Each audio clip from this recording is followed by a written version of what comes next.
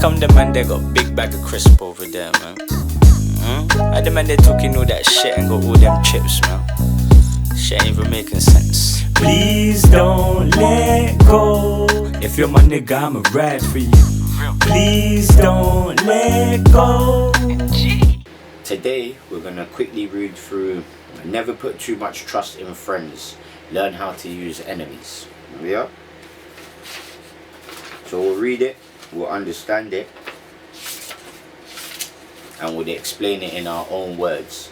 And remember, I don't do this to discredit anyone or to talk bad about anyone that I know or any of my friends. I do this because we live in the world and we're all people, and as long as there's always going to be beings, there's always going to be characters.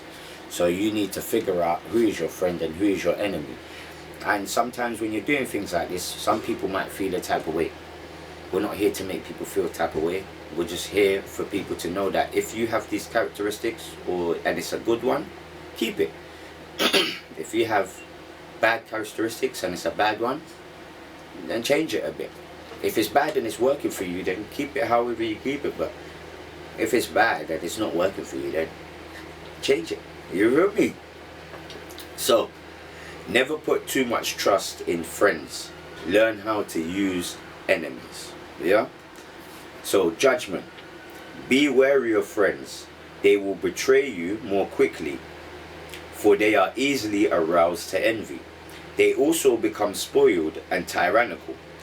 But hire a former enemy and he will be more loyal than a friend, because he has more to prove. In fact, you have more to fear from your friends than from enemies. If you have no enemies, find a way to make them. So if you have no enemies, why would someone be suggested that you make some? Because then it means that if everybody likes you, that can't be real. Somebody's got to not like you. You understand? So if everybody likes you and you get killed, you're not going to know who it was. It's going to be a whole thing. Everyone was pretending. But when you have an enemy, it's clear that that's my enemy. It draws a line. But when someone's your enemy and pretending to be your friend, that's where you can die. And you got to be really scared of that person, because, as I said, an enemy shows you, I don't like you. A friend that's your enemy will never show you it. It'll kill you in your sleep. You understand? Put a little in your Fanta fruit just next minute. You're done. You're done. As it says, be wary of your friends. So if you got a business going and you know you got a good friend, but your friend's lazy, or your friend might clash with you, don't hire that friend. Say you had an enemy from back in the days, but that enemy's kind of cool. Hire that enemy, because that enemy will actually come and do the job. You understand? For them people that used to not like you, and then they grow up and they finally start liking you, but then man, they got you down. You understand? Same way, if your friend is real, we'll have you. But if your friend ain't real, know what you're doing now. So let's read. It is natural to want to employ your friends when you find yourself in times of need. The world is a harsh place, and your friends soften the harshness. Besides, you know them. Why depend on a stranger when you have a friend at hand? And that's the truth. Why would I trust a stranger when I have my friend right here?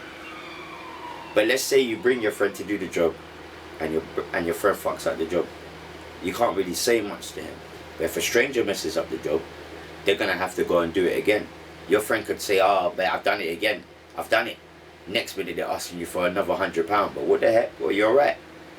So that's what I take that in. That could mean that.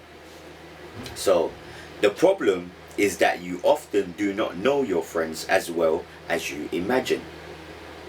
Theory is different to reality. Friends often agree on things in order to avoid an argument. They cover up their unpleasant qualities so as to not offend each other. They laugh extra hard at each other's jokes, since honesty really strengthens friendship. You see that? Honesty is the hardest thing in a friendship. Truth is the hardest thing. because a man don't want to hear the truth, but a man will laugh extra hard at fake stuff. Man would, you know, man will cover up unpleasant qualities just to suit whatever's going on here. So a friendship's like, you know what, you see all the bad in a person, but you hide it so that person doesn't get angry at you when you tell them, oh, this is the way that you really are. So friendship in a whole is kind of fake. If you can't tell no one your truth, then what we got going on here? So, since honesty really strengthens friendships, you may never know how a friend truly feels. Friends will say that they love you, that they love your poetry, adore your music, they envy your taste in clothes. Maybe they mean it, but often they don't. They're just saying it to say it. You know, people are just saying things to just make you happy, but nobody actually cares. No one actually cares. So, when you decide to hire a friend, you gradually discover the qualities he or she has kept hidden. Strangely enough, it is your act of kindness that unbalances everything. People want to feel they deserve the good fortune. The receipt of a favor can become oppressive. It means you have been chosen because you are a friend, not necessarily because you are deserving. Two different things. A friend is a friend. Deserving is somebody that's worked for it.